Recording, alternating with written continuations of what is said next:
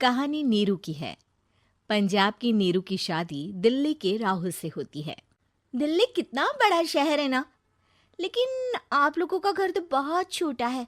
हमारे पंजाब में तो ये बड़े बड़े घर होते हैं कि मजा ही आ जाता है। कोई बात नहीं नीरू, मैं भी तुम्हारे लिए बहुत बड़ा मकान बनाऊंगा बहुत जल्दी।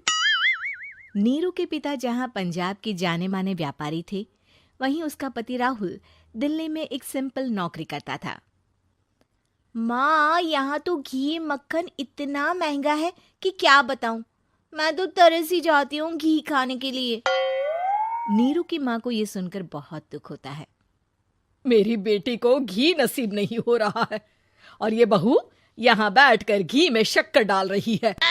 देख वनिता, मैं साफ कह रही हूँ, इस घर में जितना घी आएगा उतना ही मेरी बेटी के घर दिल्ली भी जाएगा। अरे ये क्या बात होती है माँ जी? बेटी का उतना ही करो जो अच्छा लगे। अब क्या मायके से घी और मक्खन तक की सप्लाई करोगी आप? हाँ, मेरी बेटी किसी चीज को तरसे मुझसे बर्दाश्त नहीं होता। अब क्या था, नीरू के मायके में 2 किलो घी आता तो 2 किलो दिल्ली जाता नीरू के पास। एक दिन, माँ बड़ी गर्मी पड़ती है दिल्ली में। इस घर में तो एक ही एसी है और वो भी ड्राइंग रूम में। सारा परिवार एक ही कमरे में सोता है। हाँ बेटा, वो तो हर घर की कहानी है। यहाँ भी एक ही एसी है। अरे बिल इतना आता है कि क्या बोलूं। तभी वहां राकेश आ जाता है। माँ, थोड़ी देर में यहाँ कुछ प्लम्बर आएंगे मेरे कमरे में एसी लगाने। जरा ध्यान से लगवा देना ना माँ।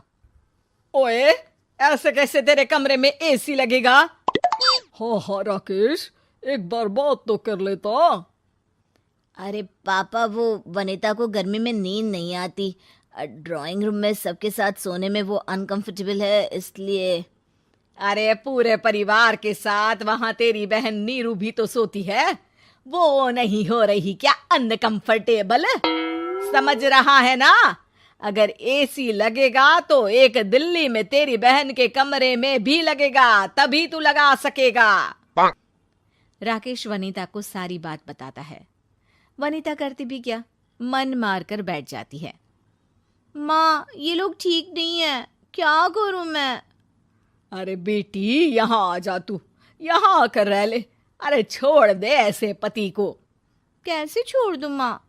समाज क्या कहेगा, लोग क्या कहेंगे? वैसे भी मेरा एक बेटा है मयंक। अरे हटा बेटा, तेरी उम्र ही क्या है? इतनी परेशान रहेगी तो काम कैसे चलेगा?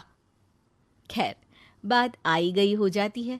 माँ को लगता है कि नीरू ठीक है, तो वहीं नीरू के मन में एक ही लाइन चल रही होती है, यहाँ आजा। माँ ने तो बोल ही दिया है कि यहाँ आजा। बस मयंक थोड़ा सा बड़ा हो जाए, इन गरीबों को छोड़कर मैं वापस माँ के पास ही चली जाऊंगी। वो इसी सोच में बाजार में चल रही थी कि मैम, आपका दुपट्टा जमीन को छू रहा है। नीरू जैसे ही उस लड़के की तरफ देखती है, देखती ही रह जाती है। हाय रे, कितना सुंदर लड़का है ये। अब क्या हुआ? मैंने कहा आपका दुपट्टा। तो खुद ही उठाकर दे दो ना। लड़का समझ जाता है कि नीरू उस पर फिदा हो चुकी है। वो उससे उसका नंबर लेकर चला जाता है। अब क्या था, नीरू और रोहित में लगातार बातें होने लगती है। मैं हरियाणा का रहने वाला हूँ, यहाँ एक बड़ी कंपनी का मैनेजर हूँ। अच्छा, और कितने बच्चे हैं तुम्हारे? बच्चे? अरे मेरी तो शादी भी नहीं हुई है। तुम बताओ, शादी करोगी? नीरू शर्मा जाती है। अब लेकिन मैं तो पहले से ही शादीशुदा हूँ।